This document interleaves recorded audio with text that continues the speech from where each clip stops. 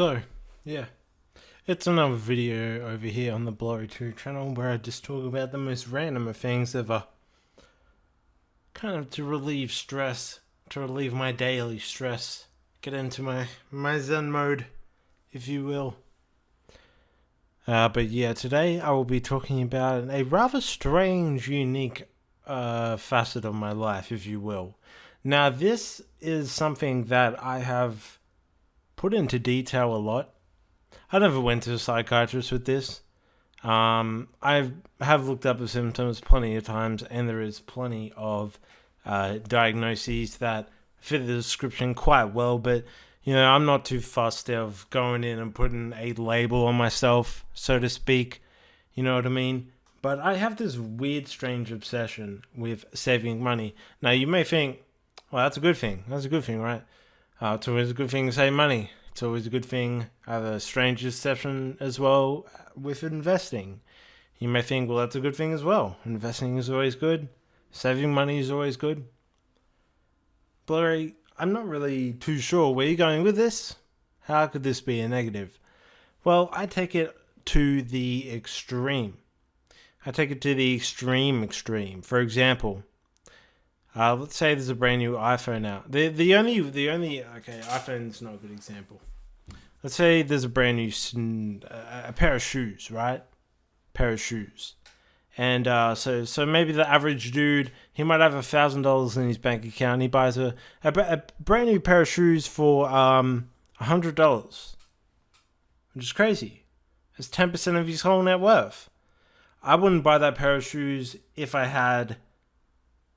I had $10,000. So I don't buy anything at all unless I can afford 100 of those.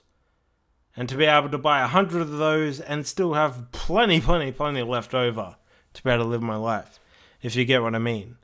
The only exception I ever break this rule is with stuff like an iPhone, for example, a phone with this. Like, I don't have a 100k net worth. No, well, with this phone actually cost me like 600k, so I probably stay 600k.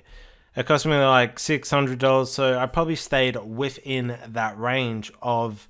But last time I had a phone, I bought an iPhone, and I had nowhere near over $145,000. So I broke the rule. That is where you're allowed to break the rule, I find, with investments, obviously, and things like iPhones, just because they're such an item that's so pricey.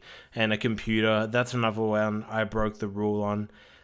So yeah, that's my rule. I call it the 1 to 100 rule. Don't buy it unless you can buy it 100 times and still have plenty of money left over. It's a good way to live your life. It really, really is.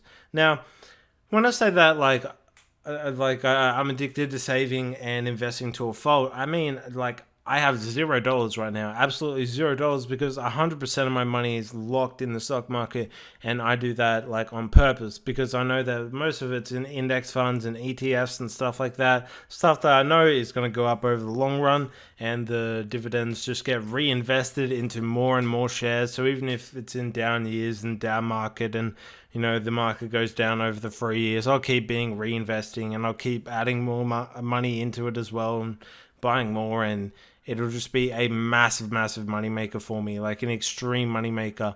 A slow one, but it'll make me like millions and millions and millions and millions by the time I retire. Especially because by the time I retire, inflation will have gone through the roof, and instead of in America where the average salary is $50,000 a year, it'll be like $1 million, and a millionaire will be nothing then. A millionaire is already nothing now when the average price of a home is $500 to $1 million. If you own a home in Australia, you're a millionaire. The word millionaire really doesn't have any meaning to it right now anymore. It's billionaires now. So billionaire is going to be the new thing you're going to see. But when I say to a fault, I just feel like I'm missing out on so much. Like, I don't go out to the club, hang out with my friends because, why would I do that? Why would I spend that money when I could save the money and spend money on beer from, the liquor store and drink at home? Why would I spend money on holiday when I can just sit here at home and play this video game? Why would I spend money on literally anything when I can just not spend money and do nothing. And I think it's almost to a point where, like, I'm not a cheapskate or anything like that. Like, I still buy all the things you need, all the essentials, all the things like that. But I think it's to a point where I am kind of making a detriment to my life, and where I will look back in the future and be like, I wish I'd used more, more of that money to, travel more, or, do more experiences, do more things, stuff like that. That's what older people tend to say when they get old, right? And I feel like that may be a big mistake I'm making. This is not a flex or anything, but like, I don't know anyone else my age personally that has anywhere near as much money as me. Anywhere near that amount. And that's because they all live paycheck to paycheck, have never invested in their life. They don't know a thing about investing.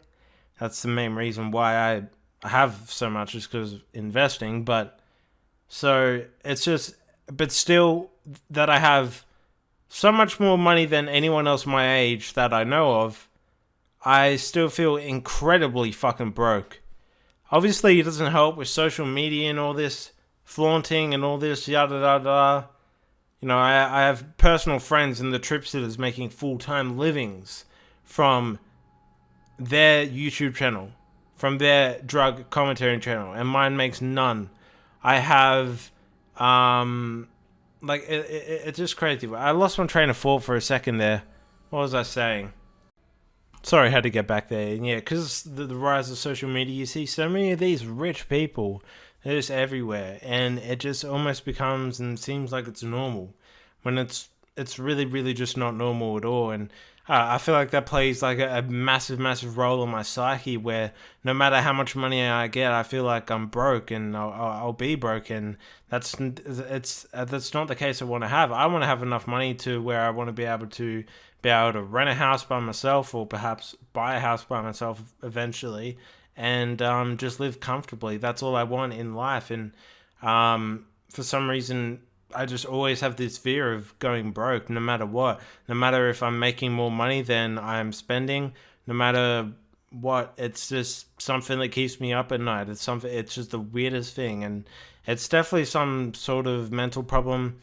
I probably titled this video, "Do I have a mental health problem?" Yes, I have plenty of mental health problems. Okay, I have bipolar, I have extreme anxiety and depression. I mean, that's what they called it.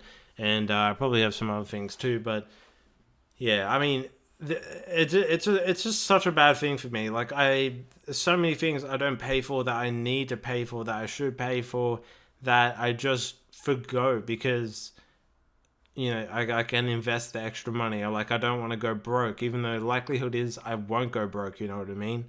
If I was anywhere near to going broke and had to sell all my stocks, and then sold all my stocks, and then used all that and went broke, then I'd actually get picked up by welfare. But like I said in my previous video, if you haven't watched that, welfare doesn't even want to pick me up. So, that's crazy. But, it's just this weird obsession with running out of money. I don't know what it is. I just don't know what it is. If anyone else in the comments has this weird kind of phobia of just going broke, running out of money, living on the streets, something like that. Even if you're nowhere near living on the streets, I'd be really curious to know, because it's just such a weird thing I've had for the past a very, very long time. I'd say like 8 years or something like that is when I noticed that it's starting to kick in. So I'd be very curious to see if anyone else has this. Anyway, this has been Blurry with another video over here on the second channel. Be sure to go over and check the main channel. Hit the bell on this channel as well so you're notified for videos over here. Hit the like button and leave a comment down below. And subscribe if you're new. Let's get this channel up to 200 subscribers, guys. Let's fucking go. And I'll see you guys in a brand new video on this channel very, very soon. Or on a brand new video on my main channel very, very soon. It's been your boy Blurry. Peace out, motherfuckers. Love you all.